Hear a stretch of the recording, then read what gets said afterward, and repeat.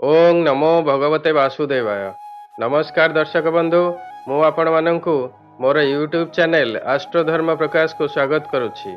आसंतु जानिबा मे 2025 रे तुला राशि व्यक्ति मानकर समय किपरि जीव। तुला राशि पई बुध शुक्र शनि राहु षष्ठ स्थान रे अवस्थान करुछंती। 18 मे रे राहु पंचम स्थान को गोचर करिवे। रवि सप्तम रे अवस्थान करुछंती। मे 15 रे अष्टम को जिवे। बृहस्पति अष्टम रे अवस्थान करुछंती। मे 15 रे नवम स्थान को गोचर करिवे। मंगल दशम रे अवस्थान करुछंती। केतु द्वादश रे अछंती एवं 18 मे को एकादश स्थान को गोचर करिवे। जदि मो चैनल को आपण वर्तमान पर्यंत सब्सक्राइब करि नांती तेबे दया करी सब्सक्राइब निश्चय करंतु। शनिंकर राशि परिवर्तन, बृहस्पतिंकर राशि परिवर्तन एवं राहु एवं केतुंकर राशि परिवर्तनर प्रभाव आपणकर राशि उपरे कौन पकाइब एवं एहार प्रतिकार कौन, जदि आपण डिटेल जानिबा को चाहंती ताले मो चैनल को सब्सक्राइब करंतु एवं ए समस्त वीडियो देखंतु। स्वास्थ्य आसंतु जानिबा मे 2025 रे तुला राशि व्यक्ति मानकर स्वास्थ्य अवस्था किपरि रहिबो। राशि अधिपति ग्रह शुक्र षष्ठ स्थान रे उच्चस्थ अछंती। रवि मध्य सप्तम रे उच्च अछंती। तेणु स्वास्थ्य दृष्टि ए मासटी अत्यंत शुभ अच्छी। देह भल रहिबो, मन भी प्रफुल्ल रहिबो। तेणु स्वास्थ्य ए मासरे आपणकर बहुत भल रहिबो। शिक्षा बा एजुकेशन एई मासरे आपणकर शिक्षा बा एजुकेशन किपरि रहिबो से विषय आसंतु जानिबा। पंचम स्थान हेउछि शिक्षार स्थान। पंचमाधिपति शनि षष्ठ रे अछंती। षष्ठ शनि अत्यंत शुभ फल प्रदान करंती। तेणु शिक्षा दृष्टि एई मासटी आपणकर अत्यंत शुभ अटे। 15 तारीख को बृहस्पति आपणकर नवम स्थान को गोचर करुछंती। तेणु 15 तारीख पर आहुरी शुभ समय पड़िबो। जदि आपणकर किछि एग्जामिनेशन अछि, टेस्ट अछि बा कॉम्पिटिटिव एग्जाम अछि तेबे आपण निश्चय कृतकार्य हेबे। एही मासटी शिक्षा दृष्टि एजुकेशन दृष्टि आपणकर अत्यंत शुभ अटे। संतान आसंतु जानिबा मे 2025 रे तुला राशि व्यक्ति मानकर संतानकर समय किपरि रहिबो। एही मासरे संतान मानक सहित आपणकर संपर्क बहुत भल रहिबो। सेमानकर स्वास्थ्य मध्य भल रहिबो। जदि सेमाने विद्यार्थी होइथांती तेबे विद्या शिक्षा रे मध्य उन्नति करिवे। एही समय रे जदि तांकर किछि परीक्षा थाए, टेस्ट बा एग्जामिनेशन थाए बा कॉम्पिटिटिव एग्जाम थाए ताले निश्चय सेमाने सक्सेसफुल हेबे। लव रिलेशनशिप आसंतु जानिबा मे 2025 रे तुला राशि व्यक्ति मानकर लव रिलेशनशिप किपरि रहिबो। ए मासटी आपणकर लव रिलेशनशिप दृष्टि बहुत भल अछि। पंचमाधिपति शनि षष्ठ रे अत्यंत शुभ अछंती। शुक्र मध्य उच्चस्थ अछंती।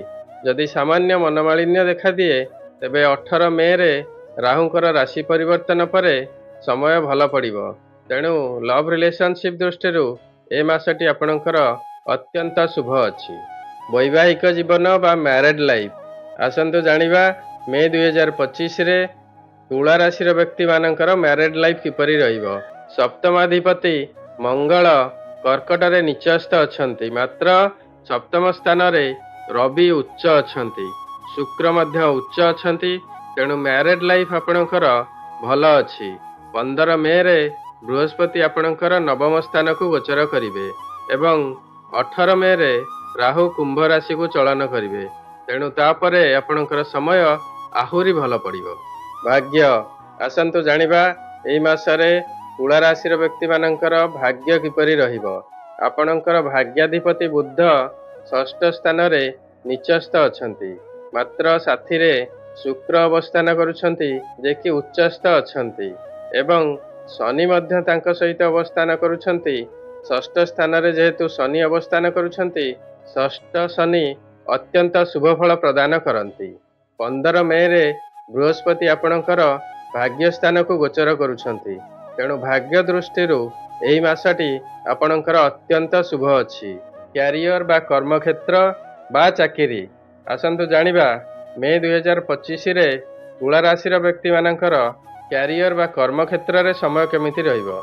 आपणकर कर्माधिपति हेउछंती चंद्र जे कि अत्यंत चंचल।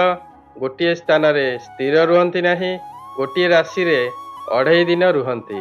कर्म स्थान रे आपणकर मंगल मध्य नीचस्थ अछंती तेणु क्यारियर दृष्टि बा कर्मक्षेत्र दृष्टि आपणकर ए समय भल नाही। निजर वचन उपरे कंट्रोल रखंतु। कर्मक्षेत्र रे आर्गुमेंट लड़ाई झगड़ा इत्यादि करंतु नाही। मे 15 परे बृहस्पति आपणकर नवम स्थान को चलन कला परे समय सामान्य भल पड़ी पारे, किंतु वर्तमान आपणकर समय एते भल नाही। वाणिज्य व्यवसाय बा बिजनेस आसंतु जानिबा मे 2025 रे तुला राशि व्यक्ति मानकर व्यापार वाणिज्य दृष्टि समय किपरि रहिबो। शुक्र आपणकर उच्चस्थ अछंती। शनि षष्ठ स्थान रे अवस्थान करुछंती। रवि मध्य उच्च अछंती। 15 मे रे बृहस्पति आपणकर नवम स्थान को चलन करिवे। तेणु वाणिज्य व्यवसाय दृष्टि बिजनेस दृष्टि यही समयटी अत्यंत शुभ अच्छी। किंतु जदि किछि आपण इम्पोर्टाट डिसीजन नेबाकू जाउछंती बा जदि नुआ किछि प्रोजेक्ट आरंभ करिया चाहूछंती तेबे 15 मे परे करिवे। बृहस्पति नवम स्थान को चलन कला परे अत्यंत शुभ हेबो। तुला राशि घातबार गुरुवार, घातचंद्र धनुचंद्र, घात तिथि द्वादशी तिथि, घात नक्षत्र शतभिषा नक्षत्र। एही दिन मानकरे अघटन बा दुर्घटना हेबार संभावना थाए। तेणु टिके सावधानता अवलंबन करिवे। आपणकर शुभ बार हेउछि शुक्रवार, शुभ रंग हेउछि पिंक, शुभ रत्न हेउछि हीरा, शुभ धातु हेउछि रूपा एवं शुभ अंक हेउछि 6 एवं एहार श्रृंखला यथा 15, 33, 42, 51 इत्यादि। निजर दैनंदिन जीवन रे एहार सदुपयोग करंतु एवं शुभ फल प्राप्ति हुअन्तु। प्रतिकार आसंतु जानिबा मे 2025 रे तुला राशि व्यक्ति माने कौन प्रतिकार करिबा उचित। आपणकर मंगल जेहेतु कर्कट रे निचस्थ अछंती तेणु मंगलंकर प्रतिकार करंतु। मंगलंकर प्रतिकार स्वरूप प्रत्येक मंगलवार दिन हनुमान मंदिर जांतु। हनुमानकर पूजा अर्चना करंतु। प्रत्येक दिन हनुमान चालीसा पाठ करंतु। एहा द्वारा आपण मंगलंक सहित शनि, राहु एवं केतुंकर मध्य नकारात्मक प्रभाव दूर हेबो। मु एठारे कहि देबाकू चाहे जे जदि आपणकर किछि निर्दिष्ट समस्या थाए आउ तार समाधान चाहूथांती तेबे निजर जातकर कॉपी वीडियो रे दिया जाइथिबा नंबर रे व्हाट्सएप करंतु। आपणकर नाम, आपणकर जन्म स्थान, जन्म तारीख एवं जन्म समय लिखिकरी पठांतु। मु तार प्रॉपर एनालिसिस करिवि एवं ज्योतिष शास्त्र सम्मत रिपोर्ट आपनकु पठाइबि। एथिपाई 8 रु 10 दिन समय लागिबो। दयाकरी धैर्यर सहित अपेक्षा करिवे।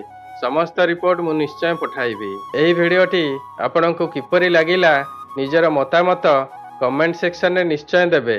आशा करूछि एही भिडियोटी आपनकु निश्चय भल लागिथिबो। जदि भल लागिछि तेबे निश्चय लाइक करिवे एवं शेयर करिवे। वर्तमान पर्यंत जदि मो चैनल को आपण सब्सक्राइब करि नांती ताले सब्सक्राइब निश्चय करंतु।